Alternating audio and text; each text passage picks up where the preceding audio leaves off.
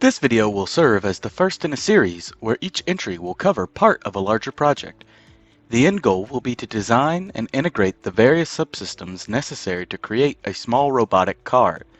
Throughout the length of this process, we will take a look at designing, implementing, and testing the various circuits needed to transform this car from simulations to a real-world creation.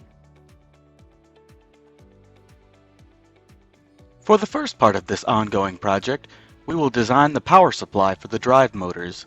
The primary design constraints will be the 11.1 volt battery used in this model and the operating range of the DC motor, which is 3 to 9 volts with a recommended level of 6 volts. To accomplish this, we will design a buck converter in Altair PSIM.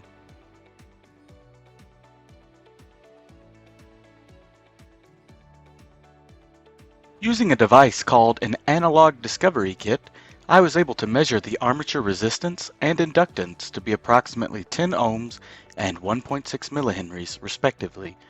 We can use these measurements to approximate the load in our buck converter. To increase the efficiency and safety of our circuit, we will use a low-side configuration converter. We can also customize the simulation schematic to implement a MOSFET closely resembling the one we will use in this circuit. Using the Level 1 model and the IRF Z44N datasheet, we can more accurately simulate the switching device we have on hand. PSIM also includes a library of integrated circuits, or ICs for short. In this project, we will use the TC4428 as the gate driver for our MOSFET. This portion of the circuit will be controlled by a 100 kHz square wave from 0 to 3.3 volts, as that is what is available on the microcontroller we will eventually implement at a later stage. This IC will allow us to ensure that the MOSFET switches properly, causing our buck converter to function as intended. The final simulation step in this phase is to verify the outputs. We can see that our smaller square wave into the gate driver is generating the larger square wave we expected. Similarly, we can see that the MOSFET is correctly switching by analyzing the drain source voltage. We also want to ensure that our output voltage is the expected amount. We can see that we are simulating 6 volts across the load, so we are ready to begin building the real circuit. We will build the circuit using the components mentioned previously, as well as a few other standard passive components such as resistors and capacitors.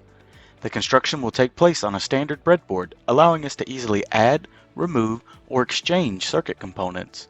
This also allows us to probe the circuit and take measurements as needed.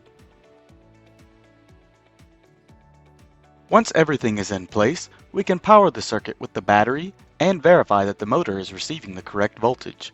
We can see that there is quite a bit of noise, but that is to be expected with a low-cost DC motor on a breadboard, and we can attempt to mitigate that later with smoothing capacitors.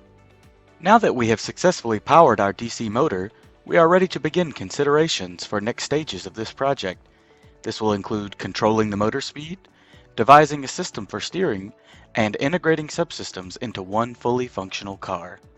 Be sure to subscribe to stay up to date on this project and others like it. If you have any questions or comments about this project, the PSIM software, or any Altair simulation product, please reach out to us at trueinsight.io.